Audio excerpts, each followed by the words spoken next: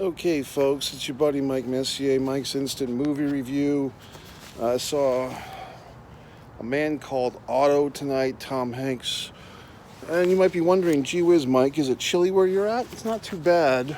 This is orange pork. That would be good. Orange Park, Florida. Of course, there's some vehicle. Interesting, a person is in their vehicle wearing a mask like it's 2020 again, but no, it's 2022. You don't have to wear a mask in your own vehicle, but you can if you want to. So let's talk about this movie. I would recommend it if you're a drama fan, if you like good movies, if you like Tom Hanks. He does a nice job in this thing as usual. He's had a few bad movies over the years.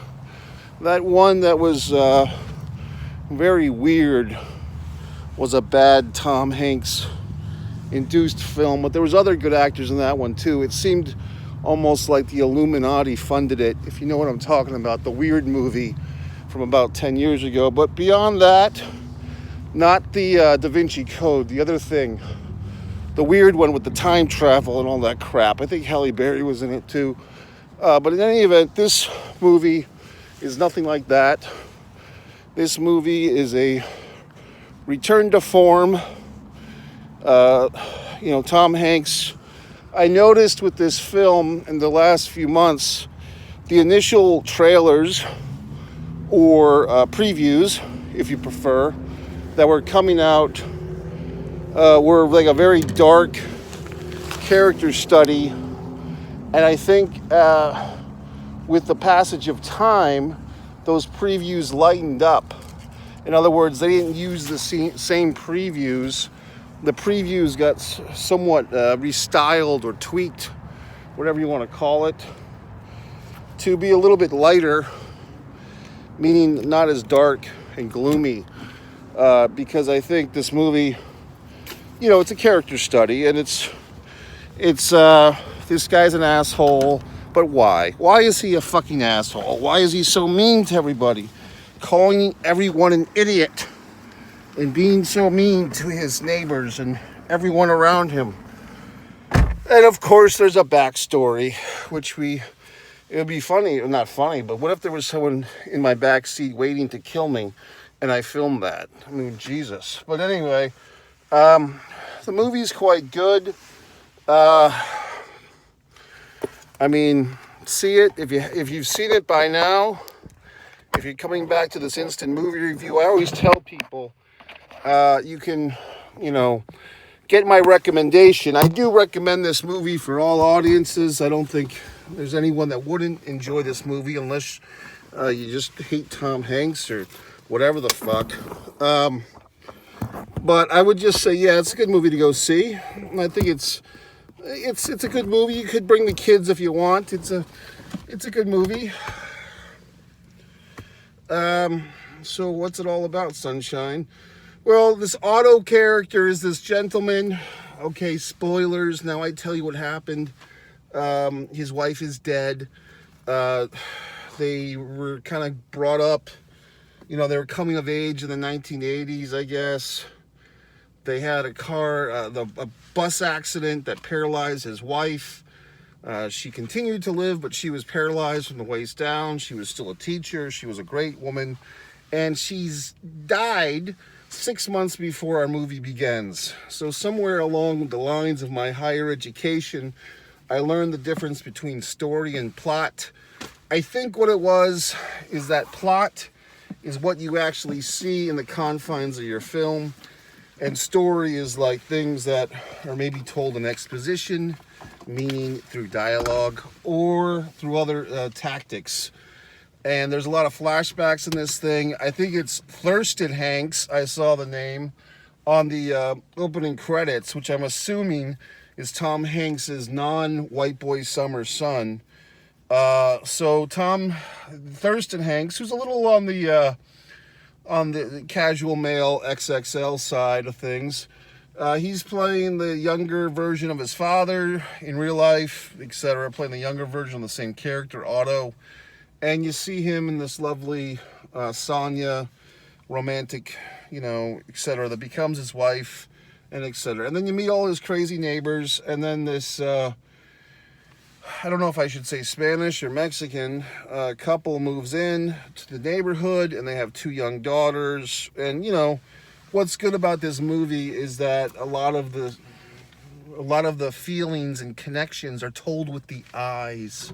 You don't have to spell everything out for you. For instance, that Otto's, steel heart is being melted by these 2 little daughters that this couple has.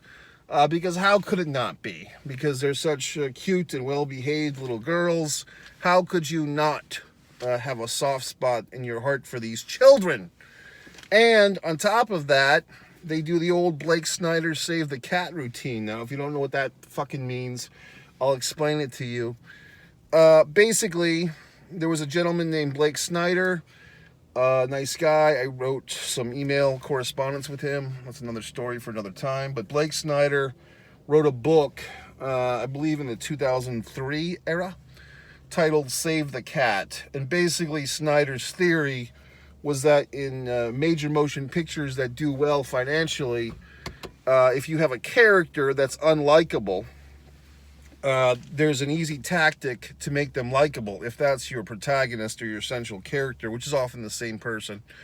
And what you do, according to Snyder, is the film has the character, even if he's a total asshole at the beginning of the movie, unlikable, you have that character save a cat from a tree or some other act of goodness. And if you watch movies, you'll see that this tactic is well employed. The example that he uses is from one of the spaghetti westerns, Clint Eastwood, 1960s Italian westerns, Ennio Morricone doing most of the soundtracks for those. And it's one of those movies where Clint Eastwood, who's kind of playing a mean, tough guy character, but they're basically herding cattle and through a lake, and a little baby calf is like struggling in the fucking water about to drown, and Clint Eastwood's character goes over and fucking helps the little calf swim to safety. So that was not a save the cat moment, it was a save the calf moment. But bottom line is this movie, this Otto movie, literally does a save the cat movie, because Otto, played by Tom Hanks, literally saves a fucking cat, a feral cat.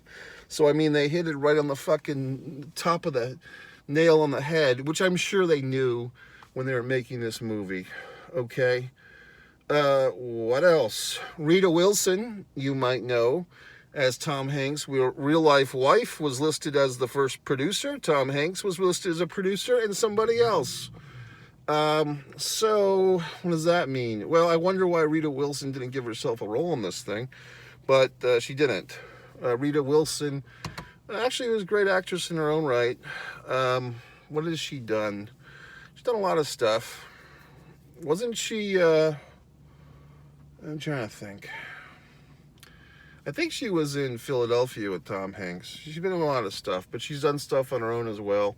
As a matter of fact, Rita Wilson was the inspiration for the character of Wilson, the volleyball, in Castaway, another Tom Hanks film. So if you ever watched Castaway, a little trivia fact, fun fact, is that they named the volleyball Wilson instead of Spalding or whatever else they could have named a volleyball. After not only the brand Wilson, but the wife Wilson. So isn't that exciting? So go back to this Otto movie, some La Lucha Libre, luchador references. Oddly enough, you might know that I'm the writer of American Luchador feature film screenplay. Still looking for a fucking funder or something. You're welcome to email me and make me fucking famous by producing my film, whoever sees this fucking review. Good movie. I enjoyed it.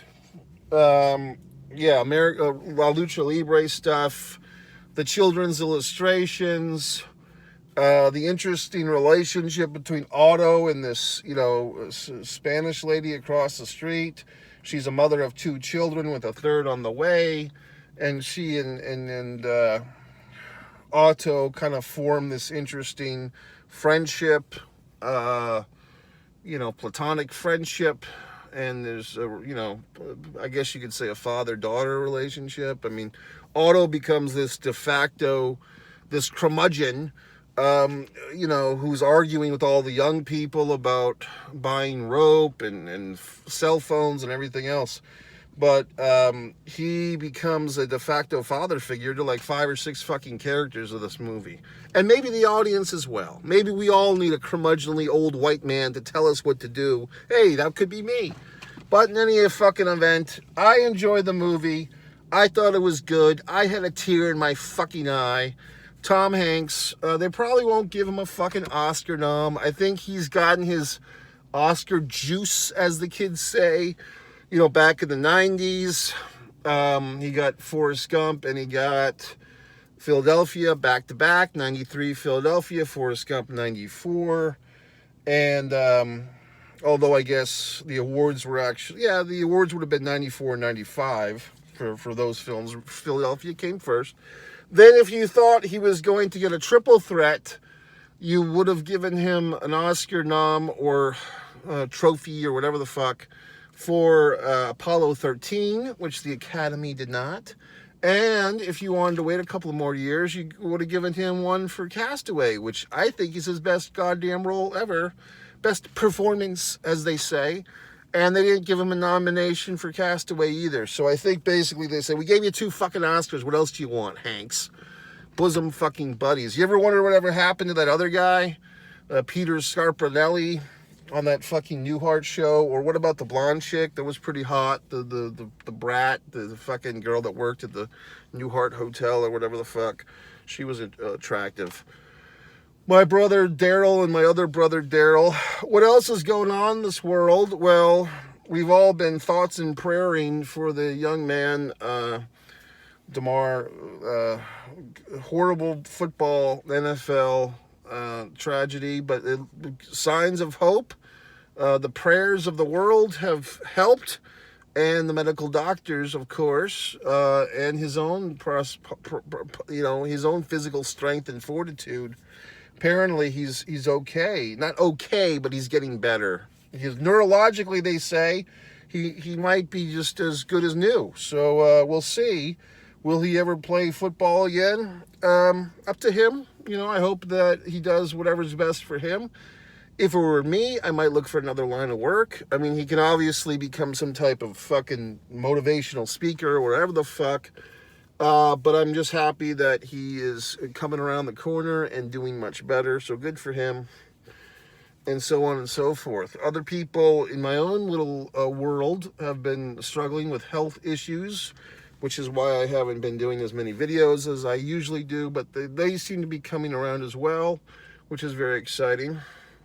And so on and so forth. So subscribe to Mike Messier. That's me, if you've never seen me before. Subscribe to my YouTube channel. The name of the channel, it actually helps you. It's a call to action because the name of the channel is Subscribe to Mike Messier YouTube channel. Isn't that a trip in the ass? A Distance from Avalon, my book. Yes, I wrote it. Words, easy to read. Okay, it's like reading a bunch of well-organized haikus. This one's a little denser, meaning thicker in the paragraphs. Fight or Play Basketball, my other wonderful novel. I also produced the novel, Bad Girls with Good Tattoos, for a very empowered female writer, Kate Spain, library manager up in the New England area. So that's it, folks. Subscribe to Mike Messier YouTube channel. This was a Thursday. Tomorrow's a Friday. I'll be getting some groceries tomorrow. Another one of Mike's life lessons is I do this gimmick where I order my fucking groceries from Walmart and they deliver them to my car for me. I no longer have to go shopping with the assholes and the masses. No offense to any of you. I just sit there like a fucking fuck and they come out to my car and they give me my shit. And so I save a half hour every fucking time I want to buy something in this goddamned world. That's it. Subscribe to Mike Messier YouTube channel. Otto, 4 out of 5 stars. Go see it.